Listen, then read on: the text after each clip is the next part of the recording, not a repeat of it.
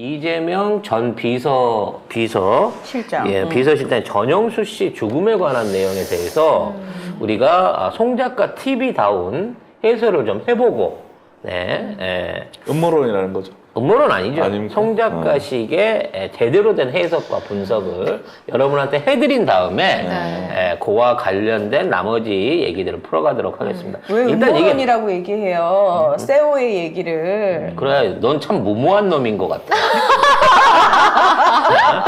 음모보다는 무모에 가까운 송 작가 TV의 해석을 한번 보겠습니다. 일단 이게 지금 언론이 이걸 가지고 막 난리가 났는데요. 어떤 내용인지 기사부터 정리를 해보겠습니다. 네, 이재명 대표의 경기도지사 재임 당시 초대 비서실장을 지냈던 전형수 씨가 어제 오후 8시 50분쯤 성남 자택에서 숨진 채 발견됐습니다.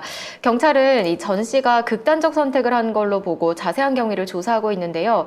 그런데 지금 조선일보 기사를 보면 이재명 대표 관련 인물 중 숨진 사례는 전 씨를 포함해 지금까지 5명에 이른다, 이렇게 쓰고 있습니다. 유서가 있습니다. 근데 유서 공개를 못하게끔 지금 막고 있어요. 근데 유서 공개를 못하게끔 한다고 하면서 못하게가 아니고, 그러니까 지금 유족들의 그 요청으로 인해서 유서는 공개하지 않겠다라고 했거든요. 그것도 유족들이 원했는지 안 했는지 몰라. 근데 공개를 안 하기로 했는데 그 안에 이재명 이름이 있다고 토시를 넣어가지고 뭔가 의심의 구석을 만들려고 난리를 치고 그래서 있어요. 지금 기레기가 또 기레기 짓을 하고 있는 거예요. 언론을 보면 이재명 이름 이렇게 쳐보면 유서에 이재명 이름이 언급됐다고 지금 다 미친 짓 쓰고 있거든요. 아니 그러면 자기 일생에 있어서 부모님 다음으로 자기하고 사회적으로 연결고리가 있었던 가족만큼이나 가까웠던 사람인데 유서를 쓰면 거기에 대해서 얘기 안 남기겠어요? 예를 들면 나 유서 이름이 없잖아? 그러면 유서에 이재명 이름은 거론 안 해.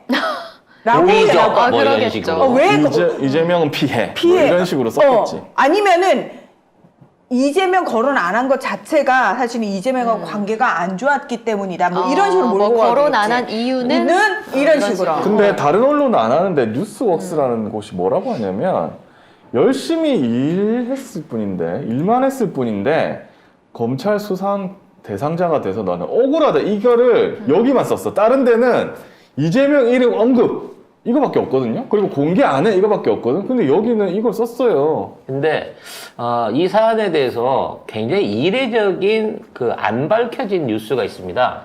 이 양반이 사망하자마자 어제 저녁 때 검찰이 이례적으로 발표를 해요.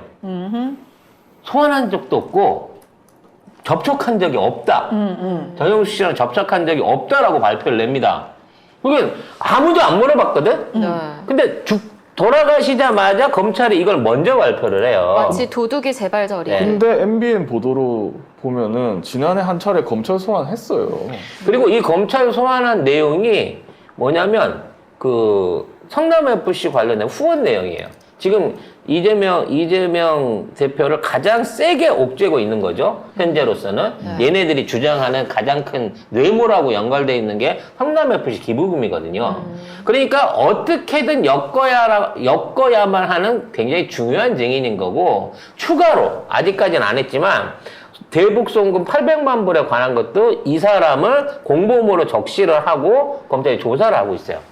그러면 검찰이 전혀 접촉을 안 했다는 말 자체가 거짓말인 거지. 말도 안 돼. 조사도 했고 지금 실제 용의자의 공범으로서 적시를 해놓은 상태에서 이재명을 그렇게 털었는데 비서실장은 전혀 안 털었다는 게 말이 안 되잖아요. 주변에 있는 사람부터 댕겼던 식당 5년 동안 4년 동안 댕겼던 식당도 다 터는데 검찰이 이재명 초대 비서실장, 꽤 오랫동안 비서실장을 했던 사람을 안 털었잖아?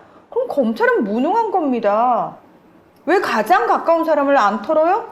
니들 무능을 인정한 거예요, 그럼? 결과적으로 이 사람의 사망에는 검찰의 계속된 압박 수사가 어떠한 형태든지 원인이 있을 가능성이 높아요. 그리고 검찰이 수사하는 방식이 어제 알잖아. 너 내가 원하는 답 안 해주면 네 자식, 네 마누라 다 이제 대한민국에서 못 살게끔 탈탈 다 털어버려. 네 부모님까지 다 털어버린다라고 협박식으로 조사를 했을 거라고. 그래놓고 우리는 만난 적도 없다라고 있다라고는 말도 안 되는 거짓말하고 있는 거야. 그리고 이분이 그 돌아가신 분이 김성태 쌍방울 회장 있잖아요. 그 모친상에 갔다는 사람이야. 조문 갔던 사람입니다. 이 사람이에요. 그래서 이 사람이 조문을 갔기 때문에 실제적으로 둘이 뭔 관계 있지? 라고 조지는 중인 거예요. 그렇지. 검찰 입장에서는. 왜? 비서실장이 갔으니까 이재명이 간 거다. 그거는 이재명이 특별한 메시지를 전하기 위해서 간 거지. 라는 거를 지금 주입식에서 만들어 넣어야 되는 사람이고, 네가 이걸 안 받아주면 너는 탈탈탈 털리는 거야. 라고 압박을 받고 있는 입장이었을 거란 거지. 물론 그럼에도 불구하고 뭐 똑같은 위치엔 김용 씨나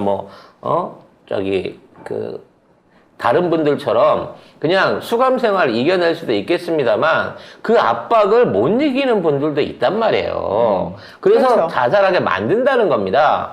자, 여기에서 주장하는 5명의 사망하신 분들이 어떤 분인가를 우리가 알고 넘어가야 돼요. 이건 굉장히 중요합니다. 제일 먼저 돌아가신 두 분은 누구냐면 2021년 12월 10일, 그 다음에 12월 21일, 11일 차이예요. 이 11일 차이로 돌아가셨던 성남 도시개발공사의 직원이었던 유한기 씨와 김문기 씨가 있습니다. 이분들이 말하자면 극단적인 선택을 하셨는데 문제는 이분들이 극단적인 선택을 하는데 열흘밖에 시간 차이가 없다는 거예요. 그러니까 거의 동시에 이런 걸 했었는데 이 사람들이 누구냐? 말하자면 대장동 사업에 대한 이 사업 플랜을 짜갖고 이 대장동 공모 지침을 만든 사람들인데 이 사람들이 이미 이 대장동 사업을 이쪽에 주기 위해서 사전에 이재명 당시 시장의 밀명을 받아서 이쪽 대장동 일당하게 넘어가게끔 이거를 만들어냈던 사람이라고 의심을 받는 사람이에요. 이 두 사람이 다. 근데 이 사람 유한기 씨 같은 경우에는 그 개발사업 본부장을 했는데 유동규가 2억을 뇌물을 전달했다라고 주장을 했고 그리고 실제적으로 그 정영학 녹취록에 보면 U1, U2로 나오는 인물이야. U1은 유동규고 U2가 이 양반인데 유동규가 유한기 씨한테 2억을 주고 이 사람을 끌어들였다라고 얘기를 하고 있어요. 그러니까 실제적으로 돈 거래가 있을 수는 있었겠지. 근데 이분이 돌아가시면서 한 얘기는 뭐냐면 나는 검찰에서 충분히 내 입장을 소명할 수 있는 얘기를 하려고 했는데 검찰이 내 얘기를 전혀 안 들어주고 일방적으로만 이걸 몰아가려고 한다라고 얘기하고 자살한 거예요. 그리고 김문기 씨 같은 경우에는 자기는 조사받던 과정 중에 조사받던 내용들이 자기랑 전혀 상관없는 내용들이 언론이나 대외적으로 다 알려져 갖고 내 캐리어 이제 사회적 캐리어 다 끝났다. 너무 억울하다라고 돌아가신 거예요. 자, 문제는 이 두 사람이 공모 지침을 작성하는 가운데 한 명이 더 있어요. 그러니까 지금 성남개발공사에서 이러한 공모 지침을 만들었던 사람 중에 남아있는 사람이 한 명이 더 있는데 이 사람이 정민용입니다. 남욱 변호사의 후배라고 하는 정민용. 근데 이 사람은 전혀 안 다쳐요. 전혀 수배도 기소도 안 되고 조사는 받았지만 기소도 안 되고 지금도 외부로 나와 있는 사람입니다. 근데 이 정민용 씨가 처음에는 김용 그 비서관한테 8억 4,700만 원을 전달했다라고 자백을 했던 사람, 작년까지. 근데 이게 엊그제 뉴스에서 바뀌었어요. 유동규가 그 돈을 쇼핑백에 담아갖고 직접 줬다고 바뀌었습니다. 즉, 정민용을 빼내버린 거야. 그리고 심지어 정민용은 시장님은 그런 공모 내용이 있는지를 몰랐다라고 오히려 검찰에 정반대되는 증언을 한 사람이에요. 그리고 기소도 안 받고. 그럼 얘는 왜 빠졌냐는 거지. 지금 도시개발공사가 실제로 이재명 시장의 명령에 의해 갖고 얘네들한테 사업을 몰아주기 위해서 그걸 했다 그러면 정민용이 유일하게 남은 증인인데 왜 얘는 검찰이 구속 기소나 그에 관련된 조사를 정확하게 안 하느냐 말이지. 얘는 남욱의 후배 변호사이기도 하면서 사실상 박영수 그룹의 사람이에요. 그래서 얘가 박영수가 운영하고 있는 이 서초동에 있는 산호 변호사 사무실에서 당시 박영수의 오른팔인 양재식하고 같이 이 사업안에 대한 연구를 했단 말이야, 거기서. 그러니까 성남개발공사까지 안 내려오고 서초동에 있는 박영수 변호사 사무실에서 지금 이 내용을 다 만들었고, 나중에 성남개발공사에 이거가 들어가기 전에 있었던 관련된 이러한 사업을 진행했던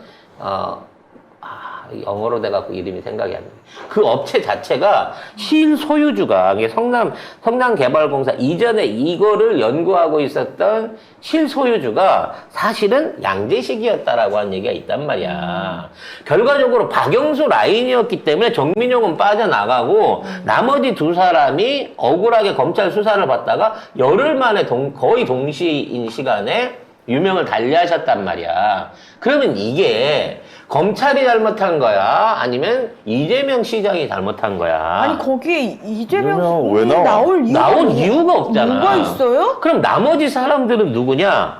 2022년 1월 달에 돌아간 이병철이라는 이 사람은 이 변호사비 대납 의혹을 내놨던 이른바 검찰 측 증인이에요. 검찰 측 증인. 근데 자기가 사실 조작한 거잖아. 그거 자기가 녹취 자기가 조작해가지고 이재명한테 주기 위해서 했다라고 하는데 아닌 건 나중에 밝혀졌잖아. 근데 그 얘기를 꺼낸 사람이라 이 사람은 검찰 측 사람이었다고. 심지어 죽고 부검을 했는데 심근경색으로 죽은 게 확인됐고 애초부터 지병이 있었던 사람이어서 이것도 이재명이 죽였다는 거야.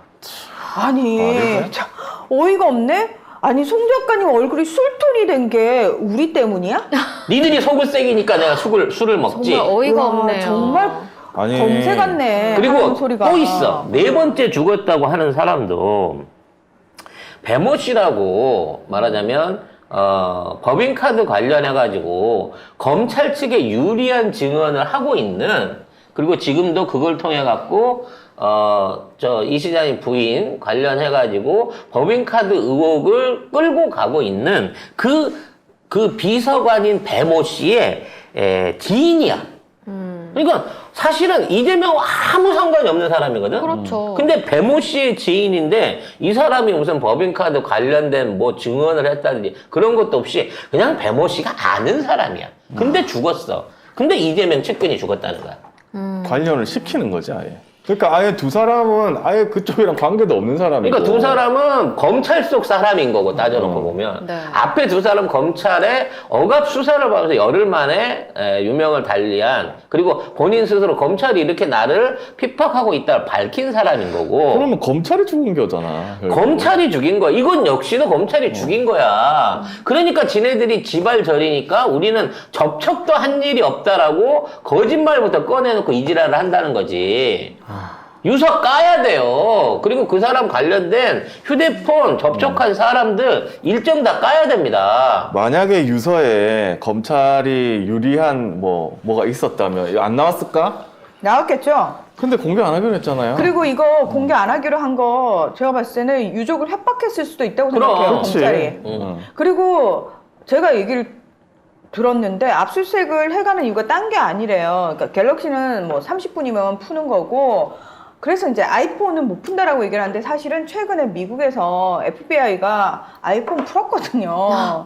그럼 한동안 거도 풀 수 있습니까? 풀 수 있습니다. 사실은 풀 수 있습니다. 휴대폰 돌려줬는데 이제 와서 어떻게 풀어? 그러니까 풀 수 있는데 카카오로 압수수색 해야지. 서버에 저장됐을 거 아니야. 아무튼 풀 수 있습니다. 미국에서는 풀어가지고 그걸로 수사를 했어요. 그래서 그 서울신문의 임명선 기자가 뭐라고 썼냐면은 한국에서는 한동훈 법무장관의 휴대폰 아이폰을 풀지 못했지만이라는 그런 뉘앙스의 기사를 한 줄을 넣었어요. 그 미국 뉴스를 전하면서. 한국 수출품은 특별하게 보안을 강화해 줄까? 미국 애들이? 네, 아무튼 그래서 우리는 못 푸는 걸로 돼 있어서 온 국민이 다 우리나라에서는 아이폰을 풀 수 없다가 다 진리가 돼 있잖아요. 그래서 네. 저는 지금 언론의 이런 이재명 그 악마화 시키는 이 논리가 지금 당장은 지금 고깝고 우습지만 더 바람이 막 일어나야 된다고 봅니다.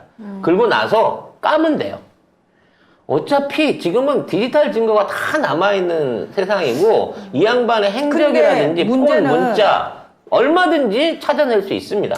그러니까 이제 이걸 딱 봐가지고 사생활 부분 있잖아요. 그러니까 실제로 그 혐의와 관련된 얘기가 아니고 그걸 보면서 첫 번째 걸로 이게 협박할 거리가 첫 번째가 사생활이래요.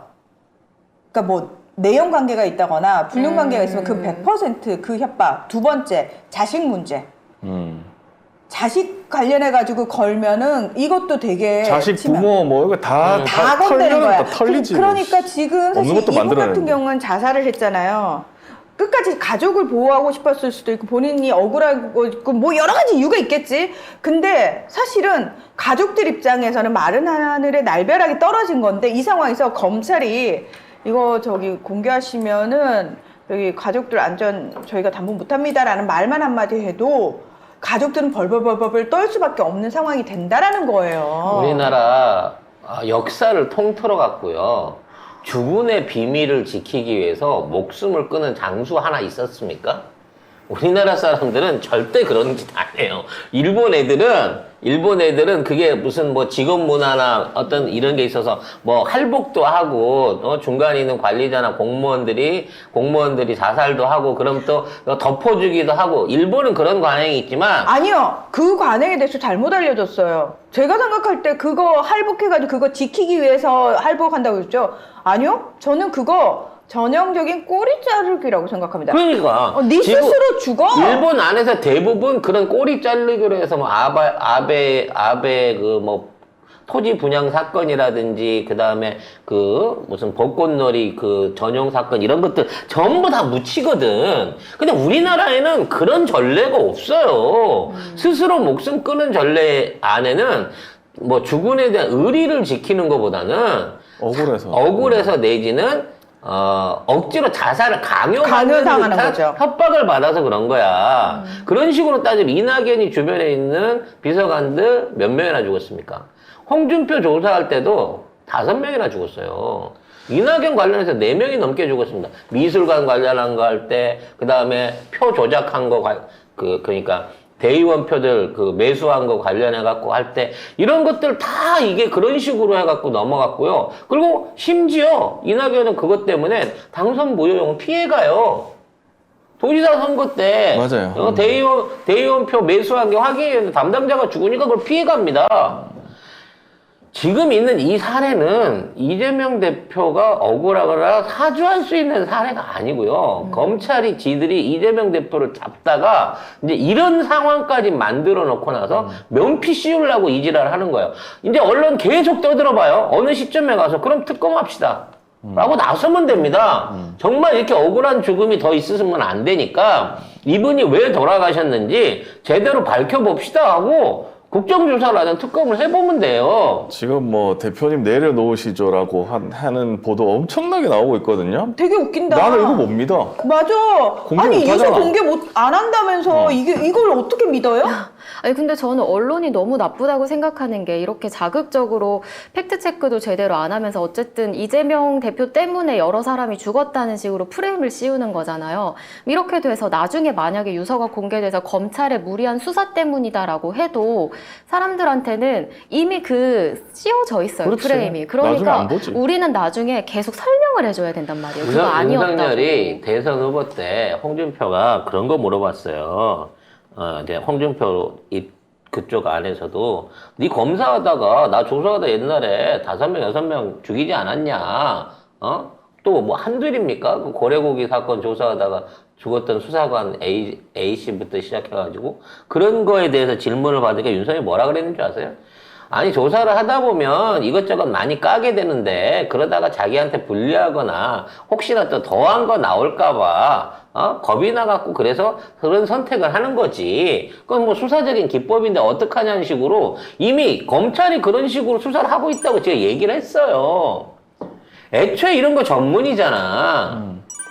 이거 그냥 넘어가면 안 됩니다. 얼른 까라 그래요. 우리는 자, 우리대로 여기에 대한 진상조사, 이분이 얼마만큼 압박을 받았는지에 대한 것들을 이제는 같이 털어놔야죠. 아, 진짜 언론 이것들을 어떻게 때려잡을까? 근데 이거 아유, 경찰 없애야 돼. 조사잖아요. 경찰 조사 중에 이걸 발견했는데 이재명 이름이 있냐 없냐 물어봤을 거고 기자들이. 그리고 흘렸을 거야. 아, 내려놓으시죠. 이거 있을 거 없을까? 나는 없다고 봅니다. 저도 없을 것 이거 같아요. 왜냐면 공개 안 하기로 했거든? 절대 공개 안 하기로 해서 아무도 몰라요. 근데 경찰이나 검찰이 흘려주면 기사들에서 쓸 수밖에 없거든? 근데 그걸 쓰는 게 맞냐, 과연? 옛날에 논두렁 생각해보세요. 다 속았어, 우리. 아니, 나는 설명이 아니고 말이 안 된다고 생각했는데 그게 막 나오는 게 이상했지. 심지어 봉화 가서 논두렁 파는 놈들도 있었다니까. 기사부터 시계 시작해서 찾는다고? 전부 다 그렇게 했어. 나는 그래서 이거 나오기 전까지 절대 믿으면 안 된다. 그 생각합니다. 그러니까 진짜 이게 언론이 문제야. 난 이 언론을 정말 어떻게 때려잡아야 될지 모르겠어. 한두 번 당했어? 씨. 지금 이재명 대표가 울고 계세요, 마음속으로. 이게 얼마나 미안한 일입니까? 이재명 대표가 진짜로 주변 사람들 챙겨가지고, 이런 사람들, 집이라도 한 채 생겨주고, 이 사람들 땅으로 도로라도 한번 변경해갖고, 돈이라도 벌게 해줬으면, 지금의 이재명 대표가 아니겠죠. 오히려 가까이 있는 사람, 가족들, 심지어, 누이한테 요구르트 팔고 있는 누이한테도 직업 청탁 하나도 안 해주는 양반이 이재명이에요. 그러니까 주변 사람들한테 더 혹독하게 했을 거라고. 그런 사람이 그 말 그대로 이재명만 돕기만 했던 그런 사람이 지금 이런 꼴을 당하는 걸 볼 때 얼마나 이재명 대표가 마음이 아프시겠어요. 복수해야 됩니다. 검찰의 살인일 겁니다. 이거는. 근데 진짜 조금 다행인 건 뭐냐면 뉴스웍스라는 데는 난 몰랐거든요. 뉴스웍스? 아예 몰랐는데 여기는 유서에 나는 일만 열심히 했을 뿐인데 검찰 수상에 대해 억울하다는 심경을 남긴 것으로 전해졌다. 유서에는 이 대표의 이름도 언급되어 있는 것으로 전해졌으나 어떤 내용인지는 역시 알려지지 않았다. 유족은 유서 공개를 강하게 거부하고 있는 것으로 알려졌다. 이렇게 했어요. 그러니까 모든 다른 언론들 지금 포털에 올라오는 거 이 대표님 그냥 뭐 이제 내려놓으시죠. 근데 이 대표님도 가로가 이재명 대표님 가로 있어. 그냥 대표님 내려놓으시죠. 근데 나는 그것도 여기에는 아예 없어요. 뉴스웍스에는 없어. 이 사람들이 모르고 썼을 수도 있겠지. 근데 나머지는 다 그렇게 썼다는 거야. 혹시 내려놓으시죠가 있으면 제가 이제 내려놓겠습니다 라는 인사일 수는 있겠다 싶은 생각 들지만 나는 그것도 없었다고 봐요.